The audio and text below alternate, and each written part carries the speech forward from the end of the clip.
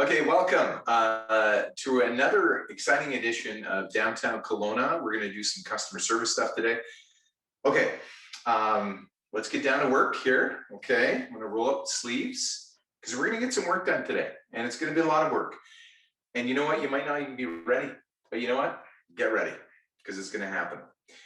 I've honed, curated this list of the top 25 techniques.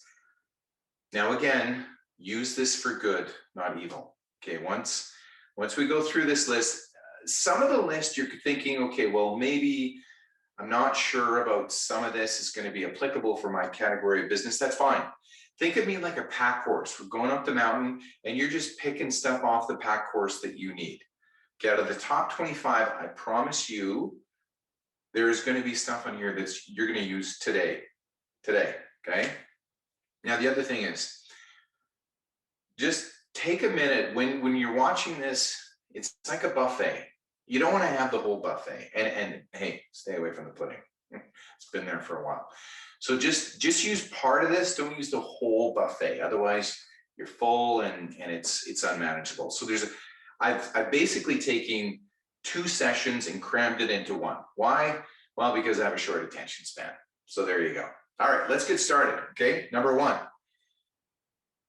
50% income bracket. What does that mean? Okay, so you've hired somebody and they are making, they're making above minimum wage, but they're making a wage. Now, here's the problem.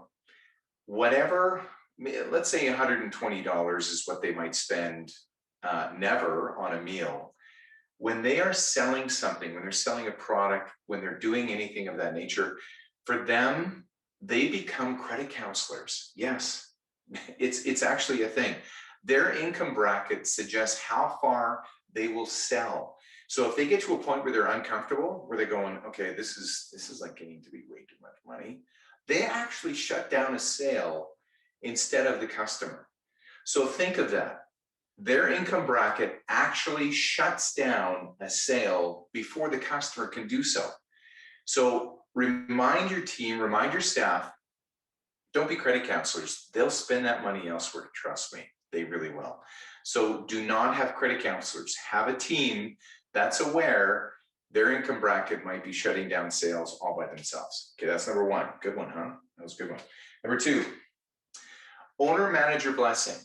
Now, during the course of a transaction, if an owner or manager walks by and says, hey, that looks pretty good. That looks nice. Whatever compliment, it's a drive-by. It's not a stop and engage. It's just basically a walk-by compliment. 70% increase in transactions when that happens. So if you're an owner or manager and you're watching this, I want you to spend a little bit of time on that floor, walk by and go, oh my gosh, yeah, that's well done. That's going to increase closing ratio 70%. 70. So do it. Okay. All right, number 3. Now, I want to thank all the downtown businesses that reached out to me and Chris from Downtown Kelowna and actually shared some input of what they would like to see. Now, I do believe Kelowna Yacht Club or DePury Clinic, one of the two. This one is for you. Paraphrasing is your friend. So paraphrasing is not parroting or mimicking. It's actually capturing the idea or thought and re-expressing it. So in a study between 2 servers, one server complimented the person ordering. So when I ordered a medium rare steak, they would say, oh, good choice, Mr. Maddison on the steak. The next server paraphrased it back. Oh, so you would like a medium rare steak with the vegetables? Because, I got to watch this. They actually got more tips than the person that was complimenting the order. Why? Because paraphrasing is all powerful. It's all consuming. You can run the world if you paraphrase. So it will help you think in tight spots because your brain is already working when you're paraphrasing back. It tells the person they are important. People don't get listened to. I don't get listened to at home. So when we go out and somebody paraphrases back what we said, it means they were listening. And we love it when people listen to us. It's one of the most magical things in the world. So paraphrase more to actually get away from miscommunication, okay? Because this is all about communication. So paraphrase more, use it today, okay? All right, inside champion close. Now, this is a tough one because some of you are gonna instantly go, I'm never gonna do that. That sounds too tough. It is impossible for me to do that. Good, leave the riches for the rest of us, okay? Inside champion, it's wonderful. Here's what it looks like. You've probably heard this. You know what? I'd like to do that, but I need to check with my wife, boyfriend, husband, mistress, whatever. That's fine.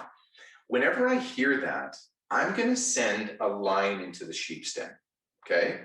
I'm going to send a lion in instead of a sheep into the lion's den. Are they both dens? Who knows? Anyway, here's what's going to happen. I'm going to say to them, okay, that's fine. It's important you talk to your significant other before you make this purchase, before we go ahead. Now, can I ask you something? Do you like it? Do you like this program? Do you like it? And if they say yes, I'll go, the next question is, okay, so what happens if you like something and your partner doesn't? Like what happens? Who wins?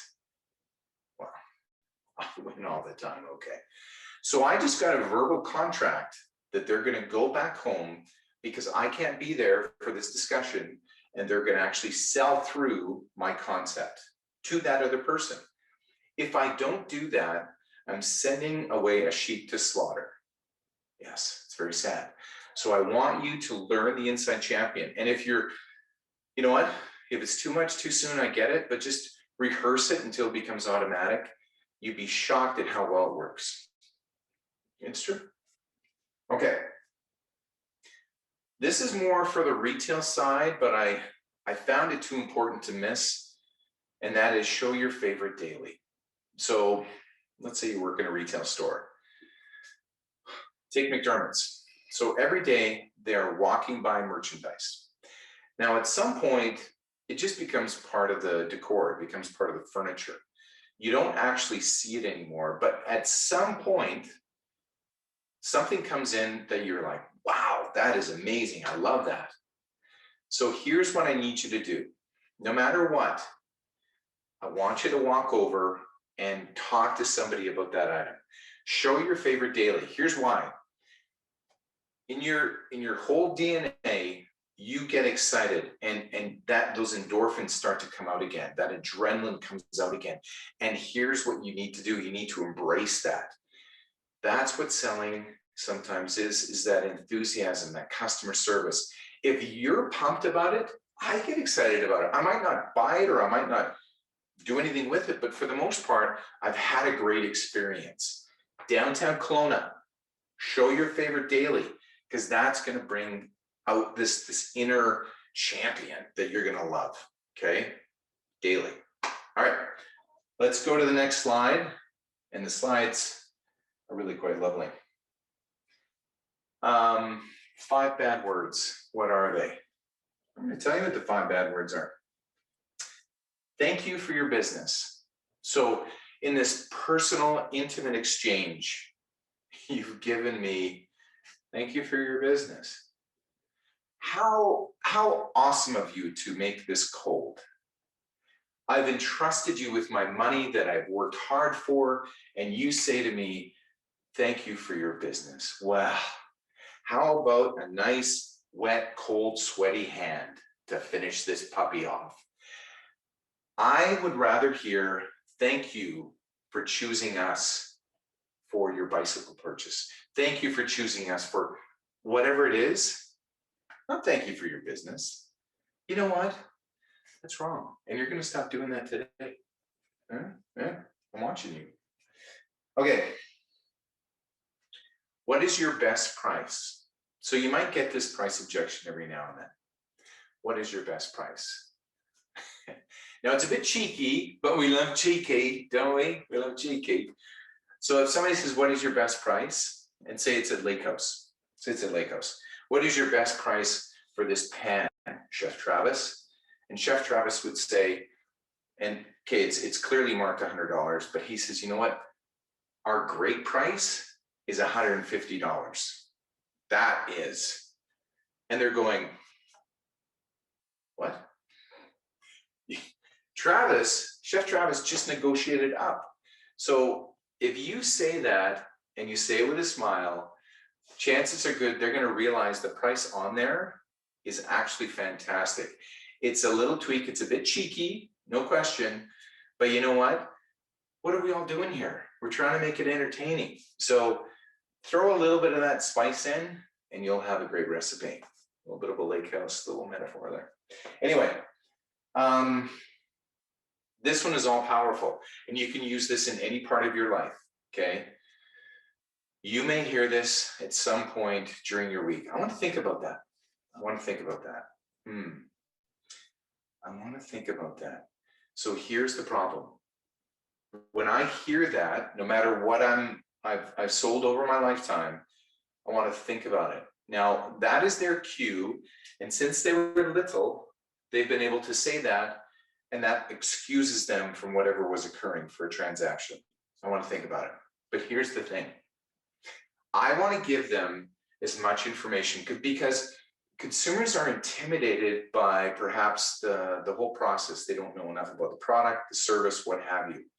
So when they say, I want to think about it, it's because they're intimidated perhaps, or they don't have enough information. I want to give them that information. So whenever I say, I want to think about it, I would stop, give them a second. I'm curious. Is there any aspect that you are going to think about? Because I want to give you that information. Say it pretty much exactly like that. And at the very least, you're going to be able to send them in the right direction, give them the right information, and hence they're happy because you are empathetic enough to understand they need more information. I want to think about it as sometimes just a call for help. So make sure you answer that call and ask them. Okay, I'm curious. Is there an aspect that you want to think about? Because I want to give you that information. Who wouldn't say, who doesn't love that? I love it. And I just said it. Okay. Echo objection. And this can be for anything. I used it for price because the odd time we get a price objection.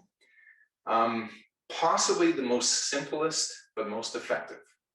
So when you get a price hesitation, and thank you to Period Clinic for giving me hesitation. So sometimes it's not an objection, sometimes it's a hesitation. So if you get that, here's what you can do. If somebody says, that seems really expensive. It was a TV sales rep, good guy. I'm a media buyer myself. And I said, geez, the schedule seems really high. He goes, too high? And he looked up and to the right a little bit, just like I did. And I found myself explaining back to him why it was too high.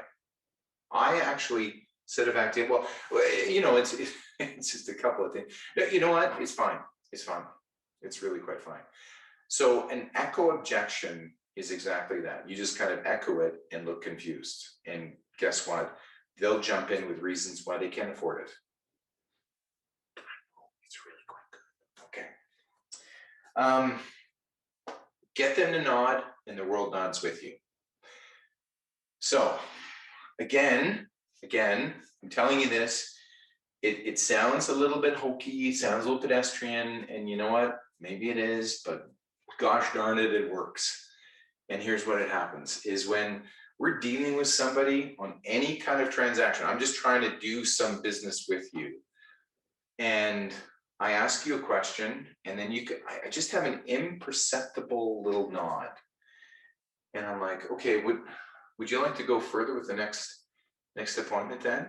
And I'm just like, it's tiny, but the mind is registering, wait a second, I find myself nodding as well. And because of our training, because we're doing all this training, you have that power. The public doesn't know this exists. So I need you to start thinking about ways to incorporate that. If you nod, the world nods with you. I'm not kidding about this. It's one of the weird things that human beings do. You're a human being, so are they. Some of the public isn't. But if you nod, good things happen. Just a little bit though. No, not this, just a little bit, okay? All right. Okay, for some reason, I don't understand why we don't do this, but we're gonna stop that right now. And that is, whatever your offering is, whatever it is, whether it be dry cleaning services to stucco to whatever, but whenever you talk about your product, your service, your offering, if this isn't happening with your face, I need you to start doing that. So when I talked about Tempest training, which is what I'm doing right now, I have a big smile on my face. Oh, you're talking about Tempest training.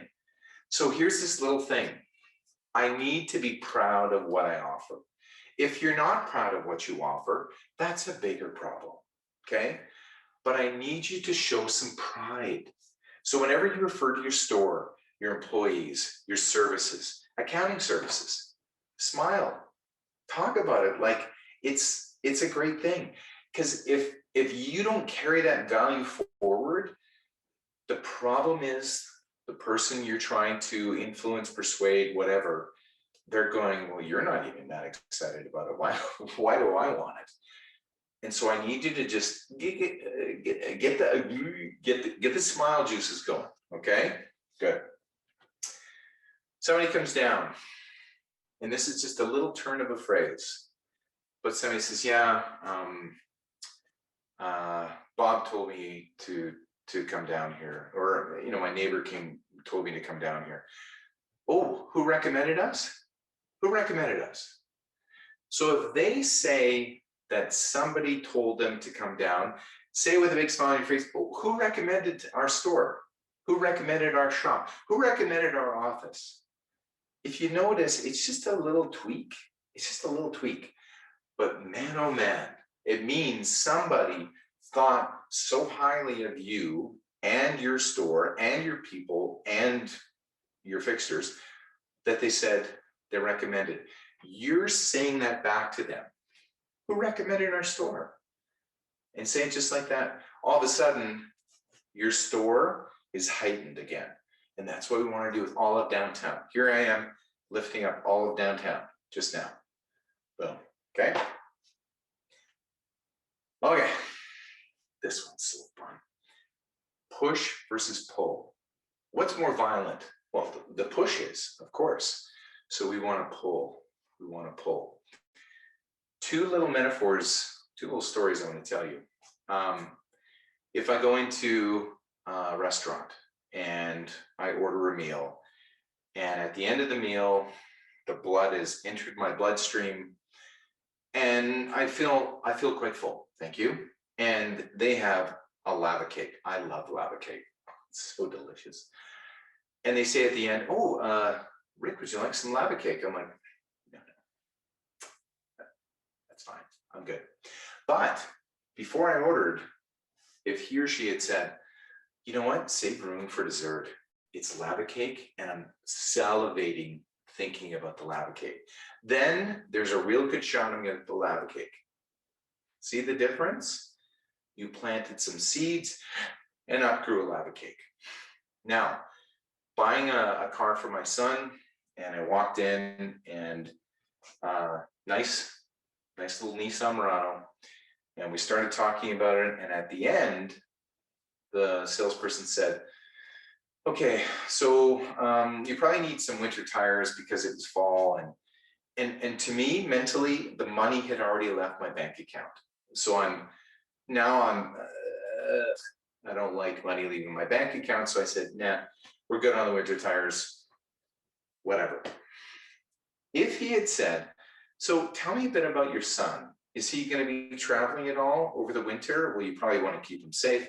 So before we decide on anything, let's make sure we get, good traction on the tires, winter tires, because you probably care about your son. Wow, okay, yeah. So now all of a sudden my mind is open to the possibilities of add-ons, but at the end, it's more of a push than it is a pull. So when you can, the experienced ones know this, just drop little seeds and, oh, look at the bountiful harvest you will grow. Okay. Spring baffle. See. Yeah.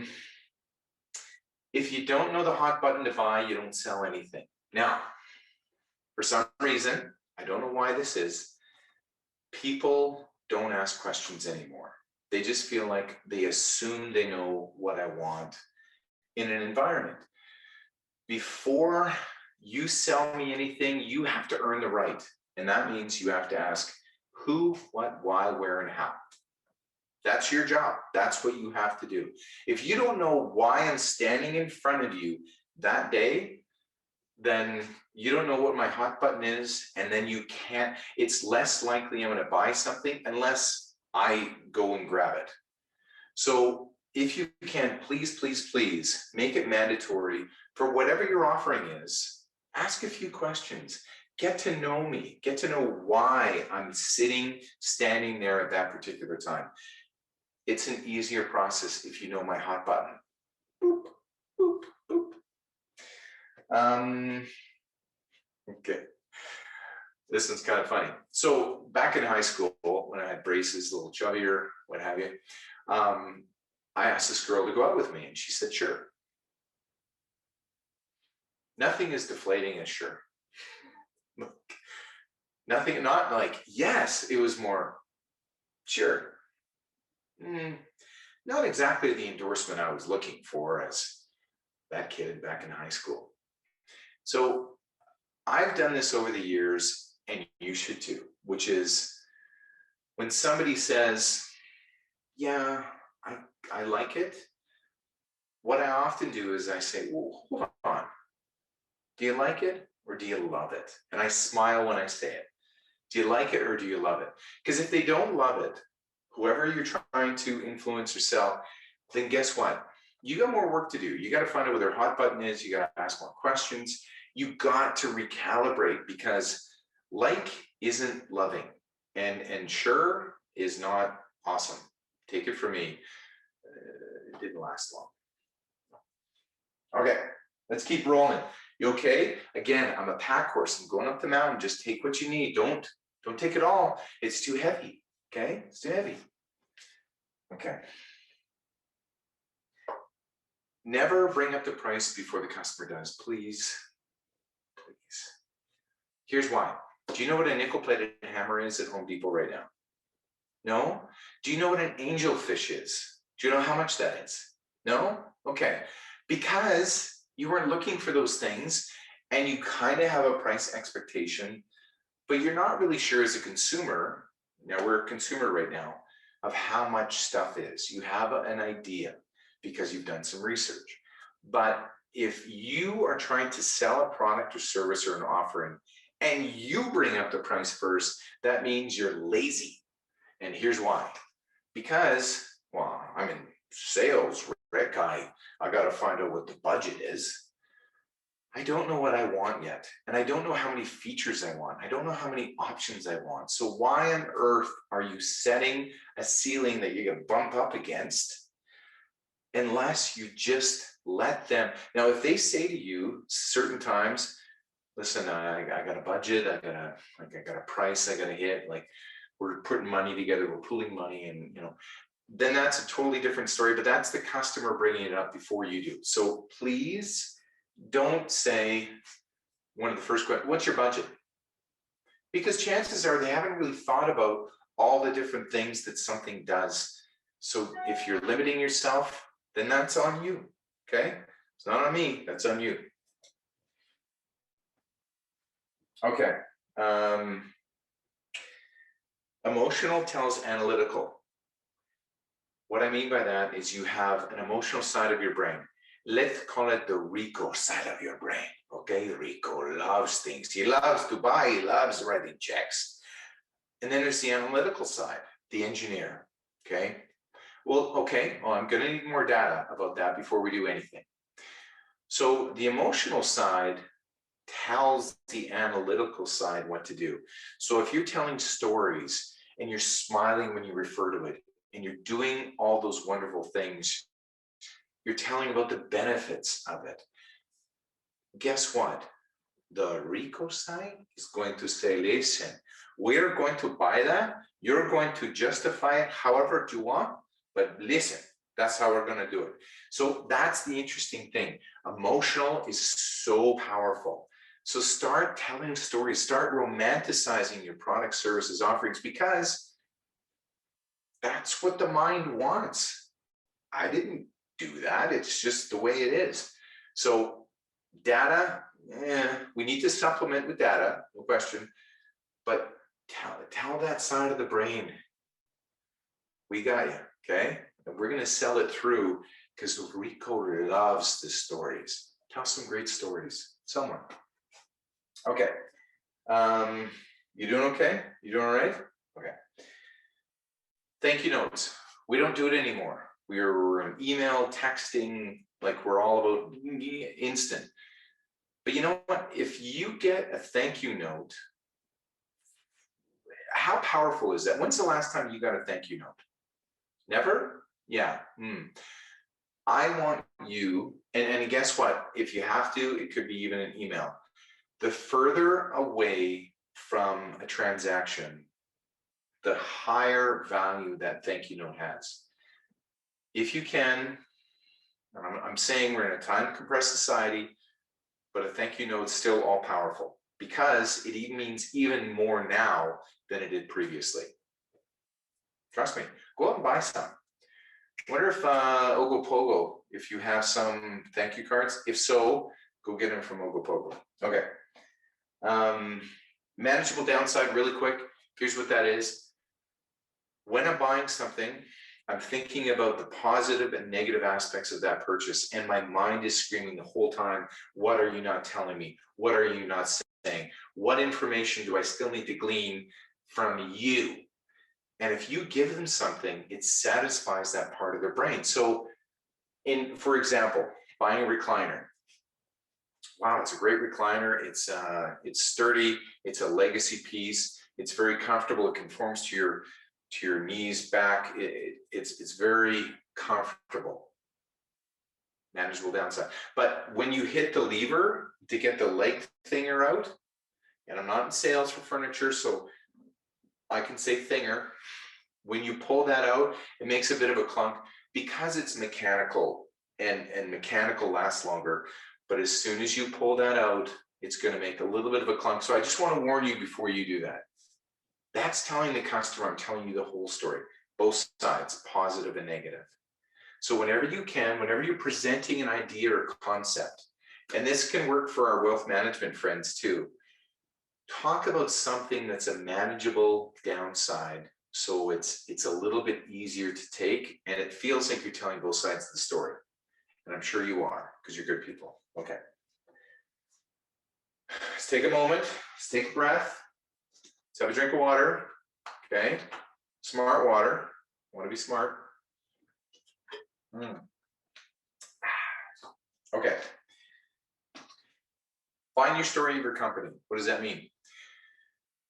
Okay, so I have one company that I'm involved with, Second Slumber. What we do is we repurpose mattresses. So they get shipped somewhere. We resell that mattress across Canada in that neighborhood. And we help keep mattresses out of landfills. We donate half of the proceeds to the CMHA. And we're basically helping the world. That's my story for Second Slumber. Now, what's your story? If you don't have one, you must find one. Because as we go shopping for groceries, or we meet someone, or if we talk to somebody at a party, yeah, we can go to parties now, just so you know. I need you to have a story of your company, the elevator pitch, whatever you want to call it. But if you don't have a story for what you do on a daily basis, shame on you. Find your story. Because you know what? Chances are good when you think about it, and when actually you orchestrate that story out of your lips, somebody's going to go, wow, and they're going to retell that story and again and again. So please find your story. Okay, here's what I want you to do. After a sale is made, how excited am I about the product or service you've given me? I'm pretty pumped. Now, why is it we do not follow up with people within 3 weeks of that happening. I don't know why, because here's what's going to happen.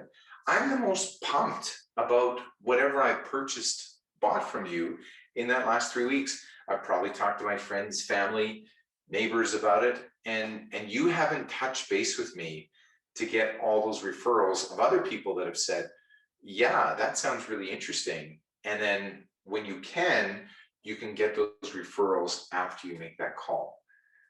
I know, I got too much to do. I can't follow up with everyone. I get it.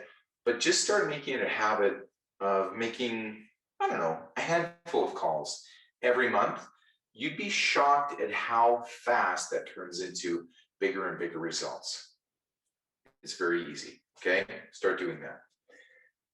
Okay, I don't know why people don't do this. Analyze every lost sale. We always try to celebrate the wins. What about if patterns exist for every lost sale? Why? Why don't we just spend a little bit of time going, okay, what happened there? Like what could I have done differently? And again, I'm not saying it's you, but after a while, maybe, just maybe, there's a pattern that we need to stem the flow on. So if you lose a sale, start trying to pick apart why. I'm not saying you obsess over the bad stuff. I'm not suggesting that for a second. I'm just saying analyze, pick it apart so that we don't do that again as often. All right? Good stuff. Okay. Little tidbit I picked up over the years, their name is the most magical sound in the world. You ever in a crowd and somebody yells out, hey, Nathan, or hey, Rick. Rick's a beautiful sounding name. Since I've been a little kid, I answer to that. Now, of course, my parents called me a bunch of different names, but that's their choice. But the thing is, their name is the most magical sound in the world. Today, I was dealing with a passport issue, and her name was Lisa. And when Lisa called me, I found out her name, and I said, okay, well, Lisa, how quickly can we process that passport? Because I have to go to Cancun. So Lisa, again, I just want to make sure I understand this. So if I go down to Surrey and pick that up, it'll be available for me, right? Now, Lisa and I connected. You're saying, but Rick, you're a sales guru. Their name, use the name, crafted. It's all about the name. It really is. Don't feel, now, we're not going to try and use it in every second word. We're just going to use it sparingly, but we're going to use it, okay? All right. Interesting stat, but I found it's very interesting when we're talking about judging a book by its cover. Way back when my dad, I was going downtown Tabor, Alberta, and I had on coveralls because we were changing tires that day. And I said, Dad, is it okay if I just change out of my coveralls before we go downtown? He says, never be ashamed of wearing work clothes. And that stuck with me. So here's an interesting stat. The #1 vehicle of millionaires in North America is the Ford F-150, not the Mercedes, not the Bentleys, not the BMWs, the Ford F-150. So what would Ford F-150 owners probably wear? Jeans, shorts, well, especially in Kelowna, who knows who's a bajillionaire? But just think about that primarily speaking, they're not going to be wearing clothes because they're really affluent, love hiding it, especially in Kelowna. Okay, so I've gone through 24. You're thinking, well, you said 25. You promised me 25. Well, I'm going to end it off with a little story from my dearly departed mother. And it's a saying. And she used to say to me all the time. She'd say, have fun. Have fun today. So here's what I want you to do. Have fun today. Like, enjoy this whole crazy world. Enjoy the downtown. Enjoy your offering. You are getting to do something fun today, and maybe you don't realize it. Maybe it's just not. We all have those days, but have fun today. Like, honestly, And I mean that. You're learning more about your craft, which is what I'm doing here. But you know what? Chances are good we can probably squeeze in more fun today. So that's your top 25. I look so forward to talking to you again next month. And you know what? I'm just grateful that you spent some time with me today. So again, have some fun. Don't try to get overwhelmed with what the top 25 is. You're going to do just fine. Everything's going to be okay. All right.